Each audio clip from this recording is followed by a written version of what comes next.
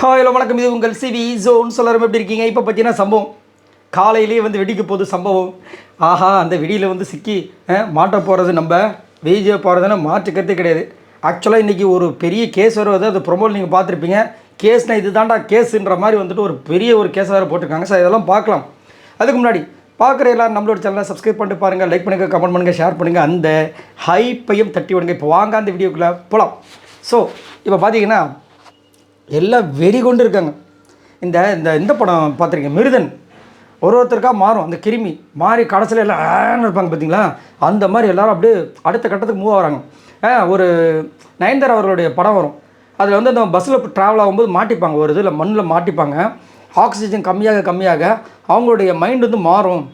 ஒரு நிலைமைக்கு போகும்போது எல்லாம் மிருகமாக மாறுவாங்கன்னு சொல்லியிருப்பாங்க. அந்த படம் பேர் சூப்பர் பேர். அவங்களுக்கு ஒரு குழந்தை இருக்கும், அந்த குழந்தைக்கு ஆக்சிஜன் ப்ராப்ளம் இருக்கும். அதனால் பின்னாடி வந்துட்டு ஆக்சிஜன் பாக்ஸ் வச்சு எப்பயுமே அது வந்து சுவாசிச்சுட்டே இருப்பாங்க. செம்ம படம். அந்த மாதிரி இப்போ வந்துட்டு ஆக்சிஜன் லெவல் கம்மியாக கம்மியாக மிருகமாக மாறுற மாதிரி இங்கே வந்து டீயோட அந்த சென்சேஷன் அவங்களுக்கு வந்து இந்த இது வந்துட்டு இன்க்ரீஸ் ஆகிறதுக்கு ஆகுது. அப்போ எல்லாருமே மிருகமாக மாறதுக்கு ட்ரை பண்ணுறாங்க. கனி ஒரு பக்கம் ஐயோ எனக்கு தலை வலிக்குது முடியல பிக் பாஸ் அப்படின்னா, அந்த பக்கம் எஃப்ஜே டாக்டர்கிட்ட போ அப்படின்றாரு. புரியுதுங்களா? எல்லாருக்குமே வந்து ஒரு சில பேருக்குலாம் காலையில் சும்மாவது டீ குடிக்கணும். புரியுதுங்களா? சும்மாவது டீ குடிக்கணும், இல்லை சும்மாவது பால் குடித்தாகணும், சும்மாவது காஃபி குடித்தாகணும்.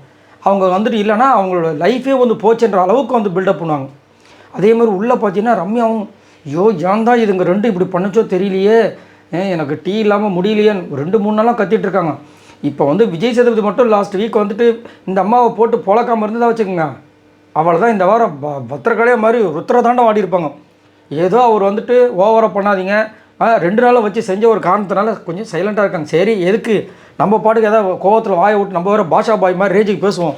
நாங்கள் யார் தெரியுமா, எங்கள் பின்னாடி எத்தனை பேர் இருக்காங்க தெரியுமான்ற மாதிரி பேசுவோம். பேசி வாயகே விட்டாங்க என்ன பண்ணு சொல்லிட்டு அட்டைக்கு வச்சுட்டு இருக்காங்க. பக்கத்தில் இன்னொருத்தன் காமிக்கிறாங்க, சாண்ட்ரா இப்படி இருக்காங்க. அவங்களுமே அதே மாதிரி தான், வேறு வழி இல்லை, இந்த விஜயா பார்வதி நினச்சா தான் அப்படின்ற மாதிரி இருக்காங்க. சரிங்களா?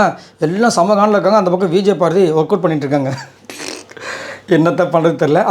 அது மட்டும் இல்லாமல் இன்னொரு இடத்துல வந்துட்டு அமித்தை பற்றி நேற்று வந்து வரேன்னு சொன்னார் பார்த்தீங்களா, அது செம்ம ஹாட் ஆகிடுச்சு விஜய் பார்வதிக்கு.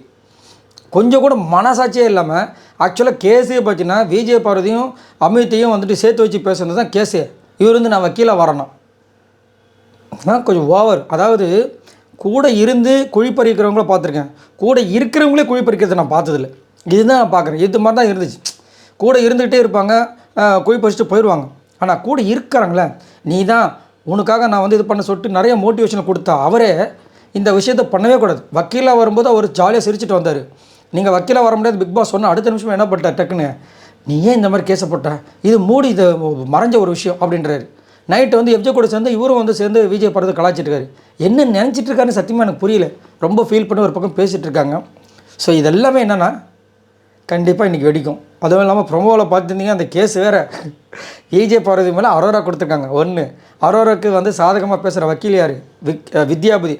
இது வரைக்கும் தோல்வியே சந்திக்காத ஒரு வக்கீல். 2 ஆப்போசிட்டில் பார்த்தீங்கன்னா இப்போது புதுசாக விஜய் பார்வதிக்கு எதிரியாக மாறினா சாண்ட்ரா, யாருக்கு, அரோராவுக்கு ஜட்ஜி.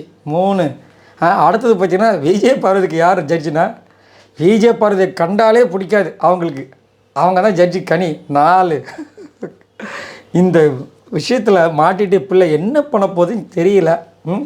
செம்ம சிரிப்பாக இருக்குது. இதுக்கு நடுவில் பிக் பாஸ் வேறு வந்து ஒரு விஷயத்தை கொளுத்தி போட்டார். அது வந்து அதாவது ஒரு சில வெடிலாம் பார்த்தீங்கன்னா போட்டோன்னு வெடிக்கும், ஒரு சில வெடிலாம் பார்த்தீங்கன்னா நம்ம தீபாவளியில் கொளுத்திருப்போம். அந்த வெடிலாம் பார்த்தீங்கன்னா புஷ்ஷுனா நம்ம இருக்கும், சே அப்படின்ட்டு அப்படியே இருப்போம்.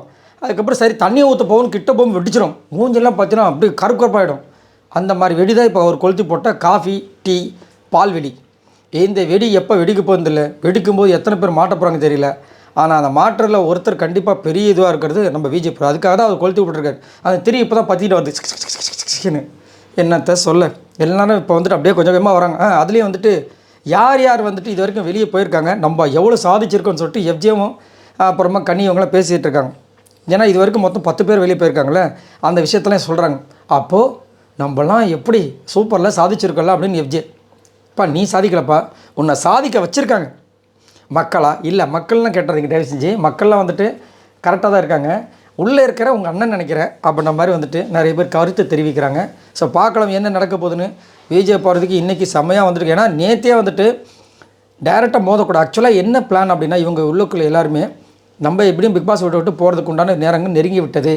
இந்த நேரத்தில் நம்ம வந்து அந்த பொண்ணை பேசி வெளியில் வந்துட்டு அது வந்து மைனஸாக போகிறதுக்கு நம்மளுக்கு மைனஸாக பிடிச்சின்னா திரும்ப நம்ம அடுத்தது சீரியல் பண்ணோம்னா கஷ்டமாயிடும்.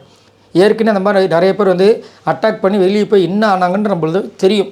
9 வருஷமாக நம்ம பார்த்துட்ருக்கோம், 8 வருஷம் பார்த்துட்டோம், 9வது வருஷம் உள்ளே வந்திருக்கோம்.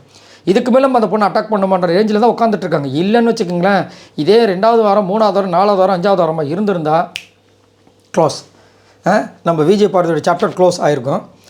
இருந்தாலும் நீங்கள் எப்படி நீங்கள் சண்டை போடாமல் இருந்துருங்களா, அவங்க நான் விட்டுருவானான்னு சொல்லிட்டு நம்ம பிக் பாஸ் வந்து அந்த திட்டத்தை போட்டு அங்கே முக்கியமான அந்த ஒரு விஷயத்தில் கையை வச்சுருக்காரு. ஏன்னா காலையில் வந்தோடனே இந்த டீக்காக நிறைய சண்டைகள் நடந்திருக்கு.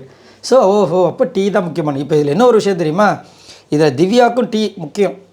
திவ்யா எப்போ பத்திரக்கலையாக மாற போகிறாங்கன்னு தெரியல, பார்க்கலாம் என்ன நடக்குதுன்னு. சரி, இதை பற்றி உங்களோட கருத்துக்களை சொல்லுங்கள். என்ன பண்ண போகிறாங்க விஜய் பார்வதி? மறக்காம கமெண்ட் சொல்லுங்கள். பாய் நண்பர்களே.